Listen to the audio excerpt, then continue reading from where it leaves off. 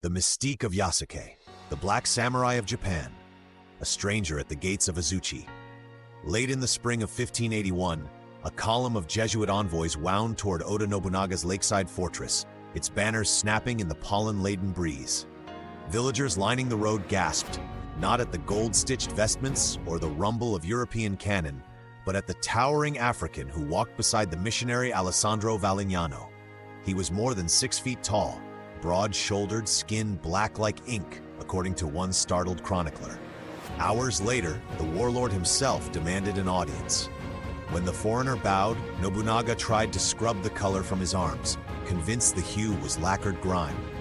Only after water failed to budge did the daimyo laugh in delight, shower him with gifts and invite him to dine. Within weeks, the man, whom Japanese scribes rendered Yasuke, was carrying Nobunaga's personal katana and riding at his side into Kyoto, an honor few native retainers ever achieved. National Geographic. Almost nothing else about Yasuke can be stated with equal certainty, and therein lies his mystique.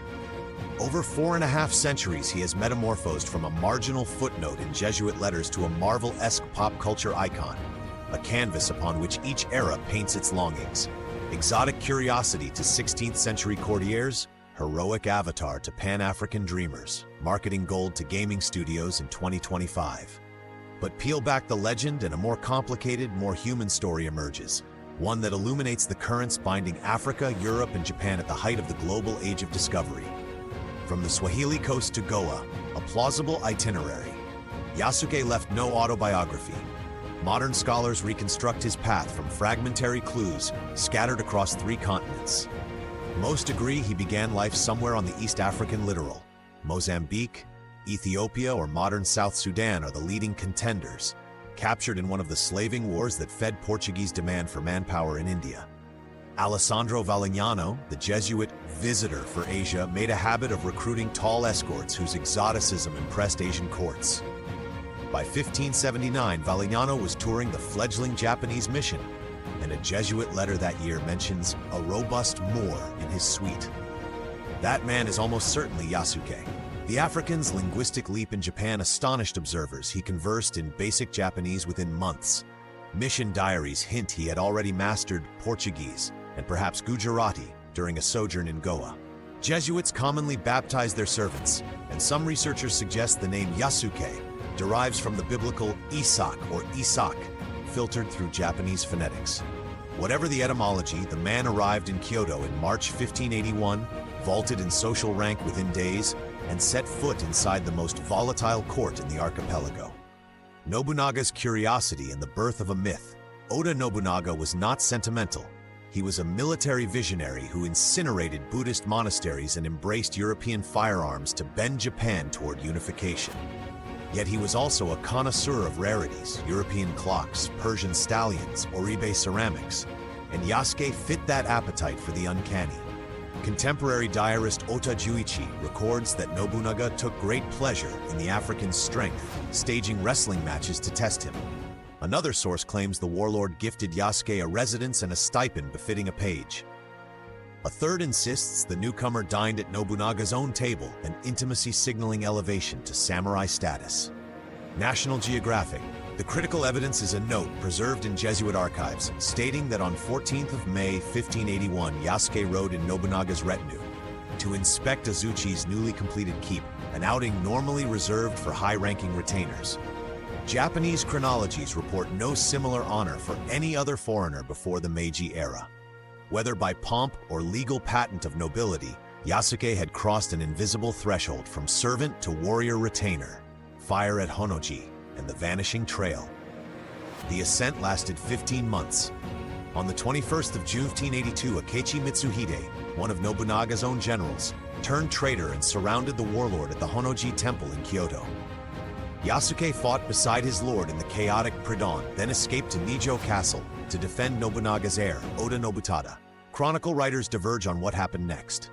Jesuit scribes say Yasuke surrendered after Nobunaga's defeat and was delivered to Mitsuhide, who scoffed that the beast should be returned to the Jesuits rather than executed. From that final mention, Yasuke disappears. No burial record, no exit visa, no further sightings exist. Was he ransomed back to Valignano and shipped to India? Did he die anonymously in the famine that followed Mitsuhide's brief rule? Silence shrouds the last 40 years of his life. Samurai or symbolic retainer. The 2025 Historiography Wars. Traditional retellings treat Nobunaga's favor as de facto ennoblement. The first black samurai, blade at the ready. Yet a new wave of historians warns that the term samurai was fluid. In an April 2025 paper, Daniel Manning argues Japanese chroniclers used kashin, retainer, and bushi, warrior, interchangeably, and that Nobunaga likely employed Yasuke as a bodyguard, rather than a vassal with land rights. Manning's critique does not demolish the legend, but reframes it. Yasuke as dazzling foreign mercenary, not feudal noble. The debate matters because Yasuke's post-1990s renaissance positions him as proof of early African integration into Japanese hierarchy. Stripping the title risks deflating a powerful symbol. Pro-samurai scholars counter that at Nobunaga's court the distinction between page, bodyguard, and warrior blurred. Practical function, carrying arms, fighting at Honoji, trumps bureaucratic rank. For now, the evidence sustains both readings, which perhaps says more about 21st century identity politics than about 16th century semantics. How 20th century readers resurrected a forgotten retainer. After 1600, Yasuke faded from Japanese lore. Tokugawa isolationism curtailed contact with foreigners, and chroniclers had little incentive to memorialize an African in a homogenizing nation. The Jesuits, driven underground, preserved a few lines in battered codices. Only in the 1930s did amateur historians sift those pages and publish them in academic journals. The Second World War quickly buried the findings again. Real rediscovery dates to the 1960s, when African diaspora writers scoured archives for lost heroes. In 1969, Serge Bilet's predecessor, Pierre Riboulet, printed an essay titled Un Samouraï Noir au Japon for a Pan-African magazine in Paris. The piece circulated among Black Power intellectuals eager for non-Western exemplars of African prowess. Japanese pop culture took the hint. A 1971 children's book, Kuro Samurai Yasuke, cast its hero as a benevolent giant who saves village girls from bandits. Manga artist Kurusu Masato serialized Yasuke Dark Sail to Kyoto in 1984, and a decade later Capcom introduced a vaguely Yasuke-inspired swordsman in its arcade fighter Samurai Showdown. Each iteration stretched scant facts into swashbuckling fable. Netflix, hip-hop beats, and the anime reinvention. By the 2010s, global media smelled richer opportunity. Hollywood flirted with live-action scripts, none materialized. Netflix moved first, commissioning a 6-episode anime helmed by creator LaShawn Thomas, voiced by Lakeith Stanfield, and scored by electronica auteur Flying Lotus. Premiering in April 2021, Yasuke blends magic, steampunk mechs, and historical flashbacks in a swirl that delighted some critics and irritated purists. The series positioned its hero as a trauma-scarred boatman nursing guilt over Nobunaga's death. Anime news sites hailed it as a landmark moment for black protagonists in Japanese animation. Netflix Wired, the show's impact rippled outward. Cosplay conventions erupted in ornate black and gold armor. Scholars hosted webinars on race and representation in Sengoku media. Even Japan's NHK broadcast a primetime documentary examining the factual core beneath anime spectacle. Proof the legend had finally come home. Assassin's Creed and the 2025 digital frontier. If Netflix reintroduced Yasuke to millennials, Ubisoft has packaged him for the gamer multiverse. The open-world title, Assassin's Creed Shadows, slated for late 2025 release, lets players switch between a fictional female ninja and Yasuke, rendered with painstaking mocap and Sengoku-authentic armor textures.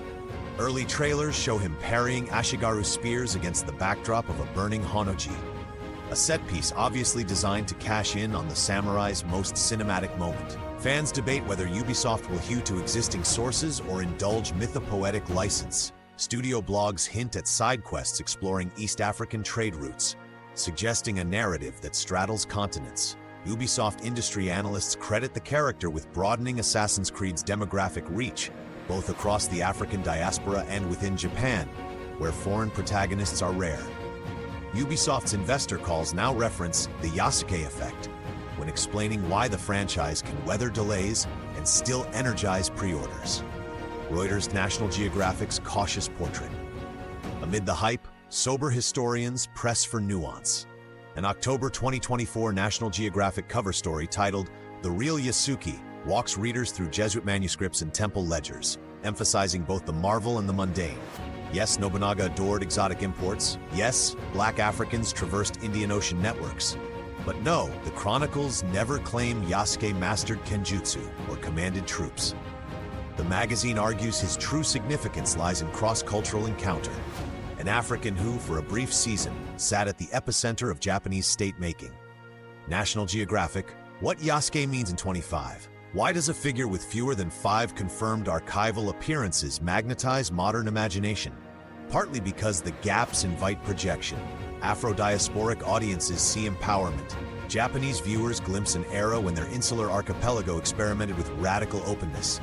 Global fandom craves diverse heroes in kimono and plate armor. There is also the psychic charge of contradiction. Sengoku Japan witnessed both ferocious xenophobia and pragmatic fascination with the outside world. Yasuke embodies that tension, revered yet ultimately expendable once power shifted. His story forces 21st century readers to discard simplistic binaries, victim or victor, slave or samurai, and instead confront how individuals navigate imperial trade winds that treat humans as cargo one day, courtiers the next. Legacy without an ending. Somewhere in central Japan, a weathered monastery bell forged from captured European bronze still bears Nobunaga's crest. One likes to imagine Yasuke's hand once brushed that metal, or that a child peered from a temple gate at the gigantic foreign warrior and kept the memory alive in a family scroll. But documented traces vanish after 1582. The man's bones rest in soil unmarked by name. That absence is poignant fuel for storytellers and an ethical challenge for historians charged with distinguishing inspiration from appropriation. The solution, perhaps, is to embrace the plural. Yasuke, the documented retainer of Nobunaga. Yasuke, the diasporic folk hero. Yasuke, the anime ronin battling mecha monks. Yasuke, the playable assassin whose shoulder plates glint under next-gen ray tracing. None cancels the others. Together they form a mosaic of global yearning for connection across color, creed, and chronology. In the end, Yasuke's greatest weapon may not have been the steel at his hip, but the imaginative spark he kindles 5 centuries later. A reminder that the map of world history is far wider, stranger, and more intertwined than any single archive can reveal.